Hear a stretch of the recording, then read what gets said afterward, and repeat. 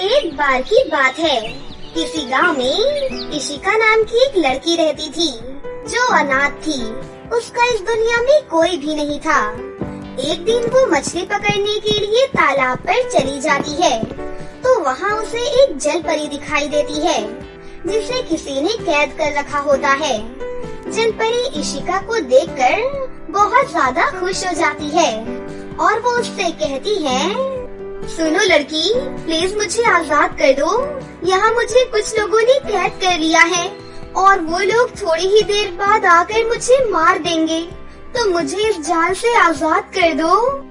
इशिका से जल परी की ये हालत देखी नहीं जाती और वो उस पिंजरे का ताला तोड़कर उस जल परी को आजाद कर देती है और वहाँ तालाब में उसे छोड़ देती है। जल परी इशिका का एहसान चुकाने के लिए उसे एक जादुई पर्स देती है और उससे कहती है कि ये पर्स तुम्हें पैसे देता रहेगा, जितने तुम चाहो उतना पैसा निकाल सकती हो इसमें से। फिर इतना कहकर जल परी वहाँ से चली जाती है।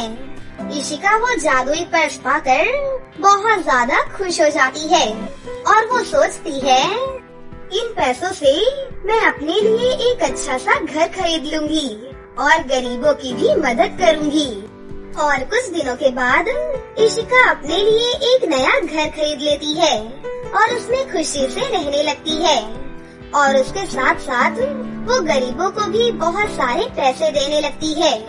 फिर एक दिन वो कुछ सामान लेने के लिए बाजार जाती है तो उसे एक अपाहिज लड़का दिखाई देता है जो भीख मांग रहा होता है, लेकिन कोई भी उसकी मदद नहीं करता, कोई भी उसे पैसे नहीं देता है।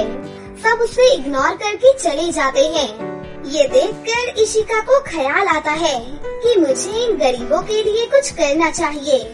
फिर कुछ दिन के बाद इशिका एक अनाथ आश्रम बना देती है और गरीब लोगों से कहती है कि आज के बाद आप लोग यहीं पर रहेंगे। आप लोगों को खाने पीने की सभी चीजें यहाँ पर मुफ्त में मिलेंगी।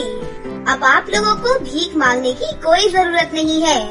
फिर एक दिन अचानक इशिका की सहेली उसे ये सब कुछ करते हुए देख लेती है और उससे पूछती है कि अरे तुम्हारे पास इतने सारे पैसे कहाँ से आ गए? फिर इशिका अपनी सहेली प्रियंका को जल परी के उस जादुई पर्स के बारे में बता देती है। ये सब सुनकर प्रियंका के मन में लालच आ जाता है और अगले दिन वो तालाब के किनारे चली जाती है और वहाँ पहुँचकर जोर जोर से रोने लगती है। जल परी उसकी आवाज सुनकर बाहर आती है और उससे रोने की वजह पूछती है तो प्रियंका कहती है कि मैं एक अनाथ लड़की हूँ और मेरा इस दुनिया में कोई भी नहीं है। क्या आप मुझे कोई जादुई पर्स दे सकती हैं जो आपने कुछ दिन पहले मेरी सहेली इशिका को दिया था? मैं बहुत गरीब हूँ। जल परी को उसके ऊपर दया आ जाती है और वो अपना एक बाल जमीन पर फेंक देती है जो एक जादुई पर्स में बदल जाता है। फिर प्रियंका उस पर्स को उठाकर वहाँ से चली जाती है और घर पहुंचकर उस पर्स को खोलती है तो उसमें से एक एक रुपए के सिक्के होते हैं। ये देखकर प्रियंका को बहुत गुस्सा आता है और वो बोलती है, ये क्या, जलपरी ने मुझे भिखारन समझकर चिल्लर दे दिया। मैं अभी जाकर उसकी खबर लेती हूँ। और कुछ देर बाद प्रियंका फिर से तालाब के पास जाकर जलपरी को जोर जोर से आवाज लगाने लगती है, जलपरी कहाँ हो तुम? जलपरी जल्दी यहाँ आओ। फिर जलपरी बाहर आकर उससे चिल्लाने की वजह पूछती है, अरे क्या हुआ, तुम क्यों इतना जोर जोर से चिल्ला रही हो? तो प्रियंका उससे गुस्से से कहती है, तुमने मुझे भिखारन समझकर मुझे चिल्ला दिया है, क्या मैं तुम्हें भिखारन लगती हूँ? तो जलपरी उससे कहती है कि हर किसी को उसकी औकात के मुताबिक मिलता है। तुमने मुझसे झूठ बोला था, लेकिन मैंने फिर भी तुम्हें वो जादुई पर्स दे दिया। अब चली जाओ यहाँ से। ये सब सुनकर प्रियंका को बहुत गुस्सा आता है और वो जलपरी के बाल काटने की कोशिश करती है, इस सोच के साथ कि जलपरी की सारी शक्ति उसके बालों में है और जल परी के सारे बाल अगर मैं रख लूंगी तो सारी शक्तियाँ मुझ में आ जाएंगी। लेकिन जल परी प्रियंका के इरादों को समझ जाती है और अपना एक बाल प्रियंका पर फेंक देती है, जो एक जानवर की शक्ल इख्तियार कर लेता है। प्रियंका उस जानवर को देखकर बहुत ज्यादा डर जाती है और दुम दबाकर वहाँ से भाग जाती है। फिर उस दिन के बाद से प्रियंका उस तालाब के बारे में भूल जाती है और उधर इशिका हंसी खुशी से अपने जादुई पर्स के साथ अपनी जिंदगी जीने लगती है। ये कहानी भोपाल के एक छोटे से गांव में रहने वाली कोमल नाम की एक औरत की है। उसके साथ उसकी 9 साल की बेटी प्रिया और पति माधव भी रहता था। कोमल को कैंसर की बीमारी थी, जिसकी वजह से वो हमेशा बीमार ही रहती थी। एक दिन की बात है, कोमल की हालत बहुत ज्यादा गंभीर हो जाती है और वो अपने पति और बेटी को छोड़कर इस दुनिया से चली जाती है। जिसके बाद माधव हमेशा प्रिया की परवरिश के लिए परेशान रहता था, क्योंकि कोमल के जाने के बाद प्रिया हमेशा बस रोती ही रहती थी। इसीलिए प्रिया की देखभाल के लिए प्रिया की मौसी, जिनका नाम अनुराधा होता है, उससे वो शादी करता है। लेकिन 2 महीने बाद ही एक भयानक बीमारी की वजह से प्रिया के पिता भी प्रिया को छोड़कर चले जाते हैं। अब प्रिया बिल्कुल अकेली हो जाती है और उसकी सौतेली माँ उस पर बहुत ज्यादा अत्याचार करती है। उसकी सौतेली माँ घर का सारा काम प्रिया से ही करवाया करती थी और खाने के लिए उसे सिर्फ और सिर्फ बासी रोटी ही दिया करती थी, जिसकी वजह से प्रिया की भी तबीयत बहुत खराब होने लगी। ऐसे ही कुछ दिन बीत गए। अरे करमजली, सुबह से दोपहर हो गई है, लेकिन घर का काम अभी तक खत्म नहीं हुआ। कहाँ मर गई है? जल्दी इधर आओ। तभी बाथरूम में ढेर सारे कपड़े धो रही प्रिया जल्दी से बाहर आई और अपनी सौतेली माँ से बोली, क्या हुआ माँ, कोई काम है क्या? अरे करमजली, तुझे मैं कब से आवाज लगा रही हूँ, बहरी हो गई है क्या या कान में रुई ठूस ली है? सुन, मैं थोड़ी देर के लिए बाहर जा रही हूँ। मेरे घर वापस आने तक घर का सारा काम खत्म हो जाना चाहिए, वरना तेरी खैर नहीं, समझी? चल अब निकल यहाँ से। इतना कहकर अनुराधा अपना बैग लेकर बाहर चली गई। वहीं प्रिया दोबारा से घर के कामों में व्यस्त हो जाती है।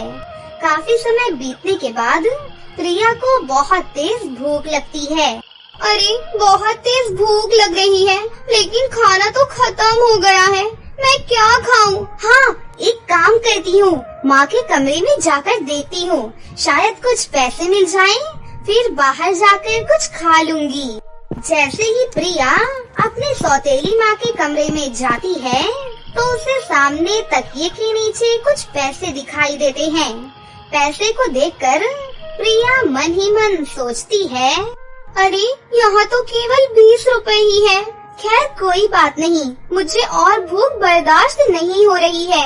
माँ के आने से पहले नूडल्स वाले भैया के यहाँ जाकर कुछ खा लेती हूँ। ऐसे सोचकर प्रिया तकिए के नीचे से पैसे उठा लेती है और खाना खाने के लिए नूडल्स वाले की दुकान पर चली जाती है। वहाँ प्रिया 1 प्लेट नूडल्स खाती है। अब वो नूडल खाकर घर आ ही रही थी कि तभी वो देखती है कि उसकी सौतेली माँ अनुराधा गुस्से से लाल दरवाजे पर खड़ी थी और वो प्रिया का ही इंतजार कर रही थी। ये देखकर प्रिया बहुत डर जाती है। क्या हुआ माँ?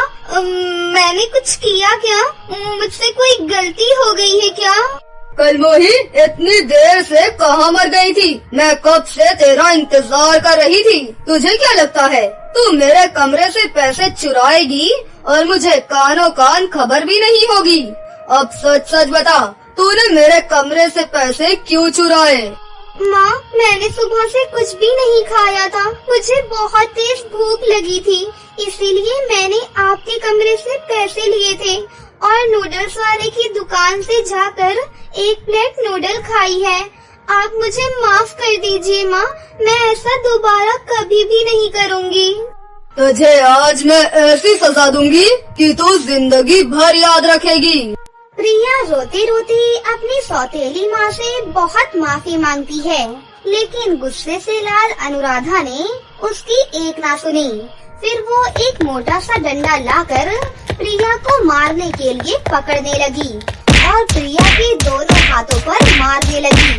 तभी प्रिया दर्द से कराहते हुए बोली, मुझे बहुत तेज दर्द हो रहा है माँ, मत मारो माँ, मुझे बहुत दर्द हो रहा है। इस मार की वजह से तुझे पूरी जिंदगी भर का सबक मिल गया कि घर में चोरी करने की सजा क्या होती है। अब अपनी इस मनहूस सी शक्ल को लेकर यहाँ से फुट ले, भाग यहाँ से। प्रिया रोते रोते वहाँ से चली जाती है और चलते चलते गांव के बाहर एक नदी के किनारे बैठ जाती है और जोर जोर से रोने लगती है। उसके हाथों में बहुत तेज दर्द हो रहा था। रोते रोते वो अपने माता पिता को याद करने लगती है। माँ, पिताजी, आप कहाँ हैं? मुझे छोड़कर आप लोग क्यों चले गए? यहाँ मैं बिल्कुल अकेली हूँ। मेरा इस दुनिया में आपके सिवा कोई भी नहीं है माँ। ये सौतेली माँ मुझे बहुत मारती है और कुछ खाने के लिए भी नहीं देती है। तभी अचानक प्रिया को किसी के दर्द से कराहने की आवाज आती है। कोई है यहाँ? कोई है तो प्लीज मेरी मदद करो। मुझे बहुत तेज दर्द हो रहा है। लगता है कोई मुसीबत में है। मुझे जाकर उनकी मदद करनी चाहिए। इतना कहते हुए प्रिया उस दिशा में आगे बढ़ती है जहाँ से आवाज आ रही थी। कुछ दूर चलते ही प्रिया एक घायल प्यारी सी परी को देखती है और वो हैरान होकर बोलती है, अरे ये तो एक परी है, लेकिन इस हालत में। परी, क्या हुआ आपको और आपकी ये हालत कैसे हुई? मुझे बहुत ज्यादा चोट लगी है, मैं उठ भी नहीं पा रही हूँ। प्लीज मेरी मदद करो। लेकिन आपकी ये हालत किसने की? मैं परियों की रानी हूँ, सिंड्रेला परी। एक दुष्ट परी ने मेरी ऐसी हालत कर दी है। मुझे बहुत तेज प्यास लगी है। क्या तुम मेरे लिए पानी ला सकती हो? फिर प्रिया उस परी को एक पेड़ के नीचे एक पत्थर पर बैठा देती है और झट से नदी से पानी लाकर उसे रानी परी को पिला देती है। उसके बाद रानी परी उसे अपने बारे में बताती है। तुम्हारा बहुत बहुत धन्यवाद, तुमने मेरी मदद की है। कृपया करके बस मेरा एक छोटा सा काम कर दो। मेरी जादुई छड़ी यहाँ कहीं खो गई है, उसे खोजकर मुझे दे दो, जिससे मेरी शक्तियाँ वापस आ जाएंगी और मैं बिल्कुल ठीक हो जाऊंगी। अच्छा, आप मेरा यहीं पर इंतजार कीजिए, मैं आपकी जादुई छड़ी ढूंढकर अभी लाती हूँ। इतना कहकर प्रिया रानी परी की छड़ी ढूंढने लग जाती है। काफी मुश्किलों के बाद आखिरकार प्रिया को कुछ कटीली झाड़ियों के बीच रानी परी की जादुई छड़ी मिलती है। शुक्र है रानी परी की जादुई छड़ी आखिर मिल ही गई। मैं जल्दी से रानी परी को ये देकर आती हूँ। प्रिया ने जैसे तैसे उन कटीली झाड़ियों से अपने जख्मी हाथों की बिना परवाह किए उस जादुई छड़ी को निकाल ही लेती है और उसे ले जाकर रानी परी के हाथों में सौंप देती है। ये लीजिए रानी परी, आपकी जादुई छड़ी। सिंड्रेला परी ने जैसे ही जादुई छड़ी अपने हाथों में ली तो उसके सारे जख्म बिल्कुल ठीक हो गए। अब प्रिया ने रानी परी सिंड्रेला से पूछा, रानी परी सिंड्रेला, आप यहाँ पर क्या करने आई थी? लगभग 30 साल पहले एक दुष्ट परी परीलोक से भागकर पृथ्वी लोक पर आ गई थी। वो बहुत ही खतरनाक है और बहुत ताकतवर भी है। उसे मैं बहुत समय से ढूंढ रही हूँ। अब हमें खबर मिली है कि वो इंसानी रूप को धारण करके इसी गांव में रहती है। वो इतनी ज्यादा खतरनाक है कि उसका पकड़ा जाना बहुत जरूरी है और हमें पता चला है कि वो अपने आप को और शक्तिशाली बनाने के लिए हर रोज इंसानों की बलि दे रही है। लेकिन रानी परी, जितना मैंने सुना है परियां तो लोगों की मदद के लिए है ना, लेकिन ये परी ऐसे क्यों कर रही है? ये दुष्ट परी सबसे ज्यादा शक्तिशाली परी बनना चाहती है, इसी वजह से इसको अच्छाई बुराई में फर्क नहीं नजर आ रहा और ये अब इतनी ज्यादा खतरनाक हो चुकी है कि उसका पकड़ा जाना बहुत ज्यादा जरूरी है। लेकिन आप उसे पहचानोगी कैसे? उसको पहचान पाना तो मुश्किल होगा ना, क्योंकि वो तो एक इंसानी रूप में है। हाँ, तुम बिल्कुल सही कह रही हो, क्योंकि वो इंसानी रूप को धारण करके रह रही है, इसीलिए उसका पकड़ा जाना मुश्किल हो रहा है। लेकिन जब मैं उससे लड़ रही थी तो मैंने उसके माथे पर अपनी जादुई तलवार से वार किया था, जिससे उसके माथे पर एक काला निशान पड़ गया था। अगर वो कभी भी मेरे सामने आएगी तो मैं उस काले निशान से उसे पहचान लूंगी। ये कहते हुए रानी परी सिंड्रेला की नजर प्रिया के जख्मी हाथों पर जाती है। अरे, तुम्हारे हाथों पर ये चोट कैसे लगी? रुको, मैं अभी तुम्हारे हाथों को ठीक कर देती हूँ। ये कहते हुए सिंड्रेला परी ने अपनी जादुई छड़ी की मदद से प्रिया के दोनों हाथों को ठीक कर दिया। तब प्रिया ने रोते रोते अपनी सौतेली माँ के बारे में सारी सच्चाई परी को बताई। तुम फिक्र मत करो, तुमने मेरी जान बचाई है।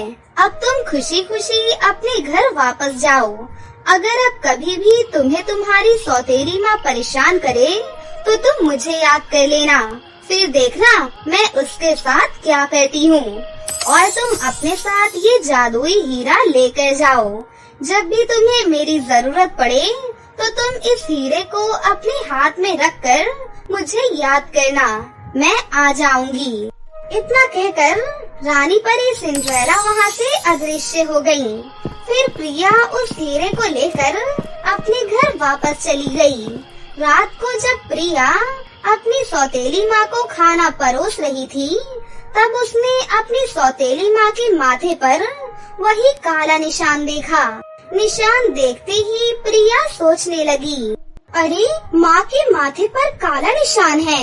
ये निशान तो बिल्कुल वैसा ही है जैसा मुझे रानी परी ने बताया था, लेकिन ये निशान माँ के माथे पर कैसे?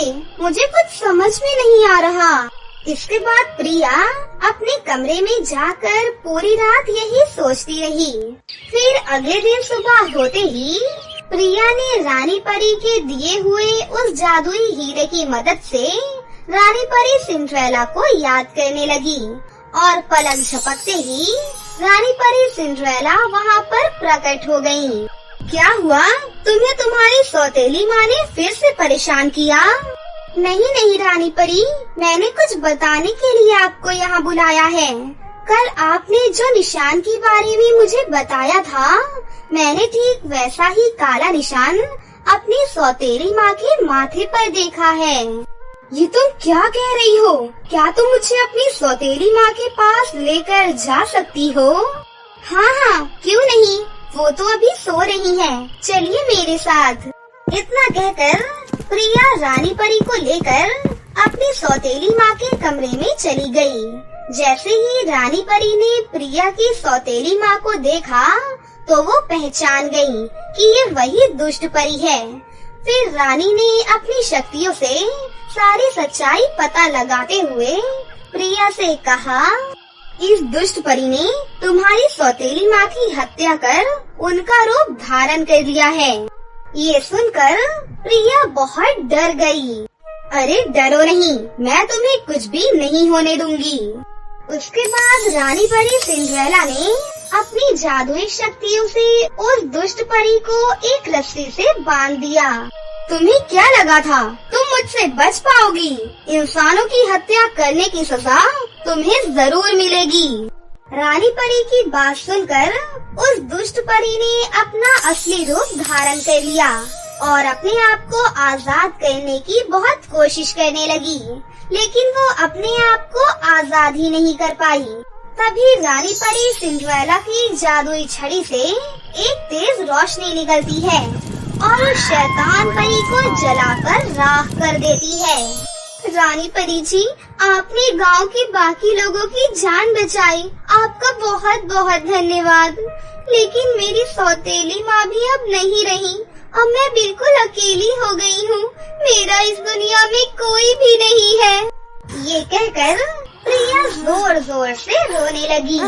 अरे प्रिया बेटी, अब रोना बंद करो, तुम मेरे साथ परीलोक में रहोगी। आज से तुम्हारी सारी जिम्मेदारी मेरी है। क्या सच में रानी परी सिंड्रेला? रानी परी सिंड्रेला नहीं, मुझे माँ कहो। बेटी, आज से मैं तुम्हारी माँ हूँ।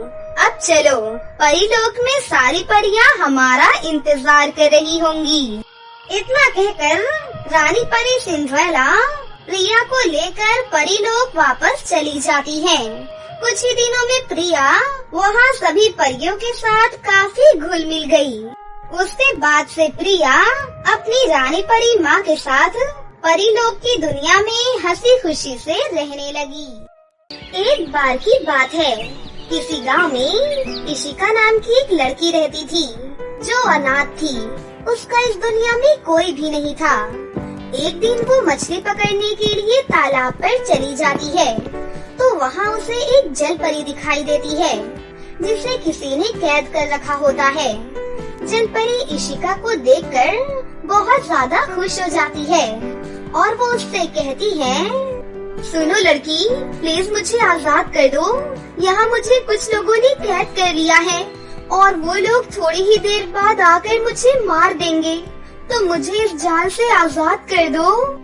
इशिका से जल परी की ये हालत देखी नहीं जाती और वो उस पिंजरे का ताला तोड़कर उस जल परी को आजाद कर देती है और वहाँ तालाब में उसे छोड़ देती है। जल परी इशिका का एहसान चुकाने के लिए उसे एक जादुई पर्स देती है और उससे कहती है कि ये पर्स तुम्हें पैसे देता रहेगा, जितने तुम चाहो उतना पैसा निकाल सकती हो इसमें से। फिर इतना कहकर जल परी वहाँ से चली जाती है। इशिका वो जादुई पर्स पाकर बहुत ज्यादा खुश हो जाती है और वो सोचती है, इन पैसों से मैं अपने लिए एक अच्छा सा घर खरीद लूंगी और गरीबों की भी मदद करूंगी। और कुछ दिनों के बाद इशिका अपने लिए एक नया घर खरीद लेती है और उसमें खुशी से रहने लगती है और उसके साथ साथ वो गरीबों को भी बहुत सारे पैसे देने लगती है। फिर एक दिन वो कुछ सामान लेने के लिए बाजार जाती है तो उसे एक अपाहिज लड़का दिखाई देता है जो भीख मांग रहा होता है, लेकिन कोई भी उसकी मदद नहीं करता, कोई भी उसे पैसे नहीं देता है, सब उसे इग्नोर करके चले जाते हैं। ये देखकर इशिका को ख्याल आता है कि मुझे इन गरीबों के लिए कुछ करना चाहिए। फिर कुछ दिन के बाद इशिका एक अनाथ आश्रम बना देती है और गरीब लोगों से कहती है कि आज के बाद आप लोग यहीं पर रहेंगे। आप लोगों को खाने पीने की सभी चीजें यहाँ पर मुफ्त में मिलेंगी। अब आप लोगों को भीख मांगने की कोई जरूरत नहीं है। फिर एक दिन अचानक इशिका की सहेली उसे ये सब कुछ करते हुए देख लेती है और उससे पूछती है कि अरे तुम्हारे पास इतने सारे पैसे कहाँ से आ गए? फिर इशिका अपनी सहेली प्रियंका को जल परी के उस जादुई पर्स के बारे में बता देती है। ये सब सुनकर प्रियंका के मन में लालच आ जाता है और अगले दिन वो तालाब के किनारे चली जाती है और वहाँ पहुँचकर जोर जोर से रोने लगती है। जल परी उसकी आवाज सुनकर बाहर आती है और उससे रोने की वजह पूछती है तो प्रियंका कहती है कि मैं एक अनाथ लड़की हूँ और मेरा इस दुनिया में कोई भी नहीं है। क्या आप मुझे वो जादुई पर्स दे सकती हैं जो आपने कुछ दिन पहले मेरी सहेली इशिका को दिया था? मैं बहुत गरीब हूँ। जल परी को उसके ऊपर दया आ जाती है और वो अपना एक बाल जमीन पर फेंक देती है जो एक जादुई पर्स में बदल जाता है। फिर प्रियंका उस पर्स को उठाकर वहाँ से चली जाती है और घर पहुंचकर उस पर्स को खोलती है तो उसमें से एक एक रुपए के सिक्के होते हैं। ये देखकर प्रियंका को बहुत गुस्सा आता है और वो बोलती है, ये क्या, जलपरी ने मुझे भिखारन समझकर चिल्लर दे दिया? मैं अभी जाकर उसकी खबर लेती हूँ। और कुछ देर बाद प्रियंका फिर से तालाब के पास जाकर जलपरी को जोर जोर से आवाज लगाने लगती है। जलपरी, जलपरी, कहाँ हो तुम जलपरी? जल्दी यहाँ आओ। फिर जलपरी बाहर आकर उससे चिल्लाने की वजह पूछती है। अरे क्या हुआ, तुम क्यों इतना जोर जोर से चिल्ला रही हो? तो प्रियंका उससे गुस्से से कहती है, तुमने मुझे भिखारन समझकर मुझे चिल्ला दिया है? क्या मैं तुम्हें भिखारन लगती हूँ? तो जलपरी उससे कहती है कि हर किसी को उसकी औकात के मुताबिक मिलता है। तुमने मुझसे झूठ बोला था, लेकिन मैंने फिर भी तुम्हें वो जादुई पर्स दे दिया। अब चली जाओ यहाँ से। ये सब सुनकर प्रियंका को बहुत गुस्सा आता है और वो जलपरी के बाल काटने की कोशिश करती है, इस सोच के साथ कि जलपरी की सारी शक्ति उसके बालों में है और जलपरी के सारे बाल अगर मैं रख लूंगी तो सारी शक्तियाँ मुझ में आ जाएंगी। लेकिन जलपरी प्रियंका के इरादों को समझ जाती है और अपना एक बाल प्रियंका पर फेंक देती है, जो एक जानवर की शक्ल इख्तियार कर लेता है।